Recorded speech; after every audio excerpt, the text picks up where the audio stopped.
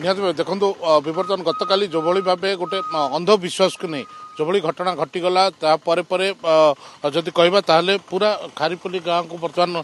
police force जगी रही आम रही से गाँव बर्तमान ताजा चित्र आम देखा चाहबू जे गाँव में किभली भाव परिस्थिति रही कारण गोटे घर बाप पुओं समेत आउ जनकर 3 जनकर मृत्यु घटी ये जो घटना घटी ये केवल गोटे अंधविश्वास को लेकिन गोटे गुणी गारेडी को लेकिन कारण जो बाप पुओ जे खदाल बेहरा और रत्नाकर बेहरा जे बाप पुओ रही किछि वर्ष पूर्वे ए गाँव रु कुआडे बासंद करा जायतिला बोली खबर रही परवर्ती समय से गाँव को आसी रही तापर दुई गोष्ठी भितर किसी तिक्तता दीर्घ वर्ष धरी लगी रही से तिक्ततार परिणति गतकाली देखा मिलता ये हूँ से घटनास्थल मु देखा चाहिए जोठी बापा को एवं पुओ को हत्या करा जायतिला ये हूँ से घर प्रशांत को कहीं देखेबे जे ये हूँ से घर जो घर जो बापा खदाल बेहरा और पुओ रत्नाकर बेहरा रोते से घर दांडरे ही 2 जन को हत्या करा जायछि जोठी तांकर रक्त छिटा एवं चप्पल भी पड़ी एवं जदि कहबा ताले आउ जने जे मृत्युवरण कर रमेश बेहरा तांकर घर मध्य गाँ मझी दांडरे एभली घटना ब्रह्मपुर नहीं गंजाम जिले में बारंबार एभली घटना घटुची जे बासंद करा जाउची जहाकू नहीं कि ये कुपरिणति घटना घटी जदि आम कहबा ताले विभिन्न समय आम गणमाध्यम देखो जे बासंद प्रथा बर्तमान पर्यंत गंजाम जिलार विभिन्न अंचल लगी रही जार एभली एक घटना घटी आउ जहाँ सूचना रही गतकाली राति रे पुलिस पाखापाखि 10 जन को उठे नहीं गाँव एवं से पचरा उचरा जारी रही आउ किसी समय पर साइंटिफिक टीम आसवे एवं तदंत आरंभ करेंगे जदि कहवा मोटामोटी भाव गंजाम जिले में विभिन्न स्थान में एभली घटना देखा मिलता बेले बर्तमान ये अंधविश्वास परिणति एत भयावह हम बोली कहीं विश्वास करते किंतु बर्तमान साइंटिफिक टीम पहुंचा पर प्रकृत में कारण कौन होता है कौ मैंने सीधासल भाव संपृक्त रही सब विषय पुलिस बर्तमान तदंत करेंगे देखो गंजाम पुलिस बर्तमान पर्यंत एने कौन भी सूचना न देता बेले आम जहाँ खबर नहीं जे गाँव में जो रत्नाकर बेहरा एवं खदाल बेहरा जो बाप पुओं को जो परिवार को बासंद करा जायतिला से माने ए गाँव रु किछि दिन बाहरी जायतिले परवर्ती समय पुलिस हस्तक्षेप जो से गाँव को आसीथिले एवं गाँव को आसीबा परे जो गोष्ठी तांको बाहर करथिले से गोष्ठी भितर एमानकर कुआडे तिक्तता लगी रहितिला तेबे गतकाली एहाकु नेकिरी गोटे बैठक मध्य बसितिला जहाँ आम पाखरे सूचना रही किंतु से बैठक बसथिया समय हठात एभली एक परिस्थिति घटिला जे से माने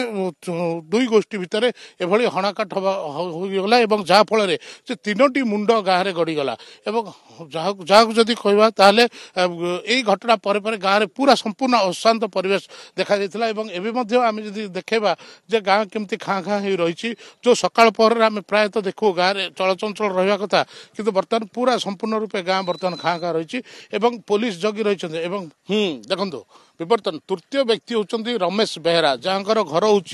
गाँ मुंडर मझीरे एवं ये जो घर रही ये हूँ बाप पुओं घर जी कि खदाल बेहरा और रत्नाकर बेहरा घर एवं तृतीय व्यक्ति हुए तो जो 2 गोष्ठी रही से गोटे गोष्ठी रही खदाल बेहरा और रत्नाकर बेहरा अन्य गोष्ठी रही रमेश बेहरा जे कि ये जो गोष्ठी भितर जो भली भाव गंडगोल है कहुचे रत्नाकर बेहरा जी कि खदाल बेहरा पुओ सी कुआडे गोटे मारणास्त्र धरी आक्रमण आरंभ करते जहाँफल कि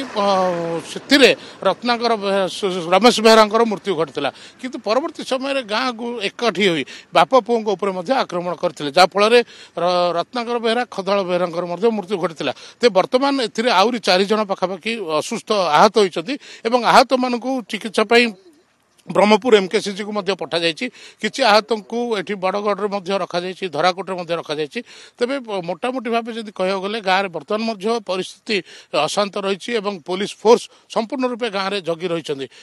साइंटिफिक टीम आसवा पर जो 10 जन को अटक रखाई से भर पुलिस क्या गिरफ करुच्ची कि कौन से निहाती भाव सबू कथा आउ कि पुलिस वरिष्ठ पुलिस अधिकारी मैंने पहुंचला पर स्पष्ट हो निहाती भाव विवर्तन ए अटक संख्या बढ़ी पारे कारण देखो गतकाली जितेबाला ये घटना घटिया पर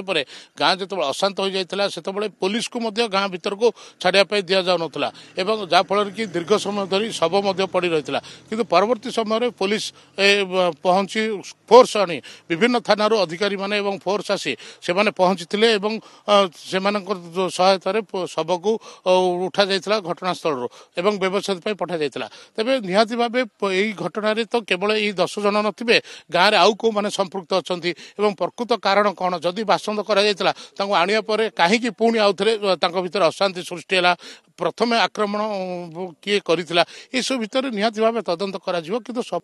देखो विवर्तन ये गोटे गाँ नुहे आम एमती बारंबार न्यूज करूँ खबर प्रसारण करूँ गंजाम जिलार विभिन्न गाँव में एभली एक प्रथा रही बासंद प्रथा बासंद करा जाए गाँव बाहर कर दिया निया पानी बंद कर दिया एभली बहु घटना घटुची परवर्ती समय से सामाजिक कर्मी हूँ कि पुलिस कर्तृपक्ष हूँ से समाधान करा जाए से कौन करा जाए से गाँव को फेराई दिया आनी जाए तेबे एभली क्षेत्र में ये क्षेत्र में कहीं से आसवा पर आउ थे से भीतर तिक्तता देखागला एवं कौन कारण होते पारे ये गोटे बड़ प्रश्न सृष्टि करछि एवं दीर्घ 5 वर्ष धरी ये एबेकार घटना नुहे दीर्घ 5 वर्ष धरी ए गाँव में खट विद्या और गुणी गारेडी को एभली संदेह करा जाउथला एवं जार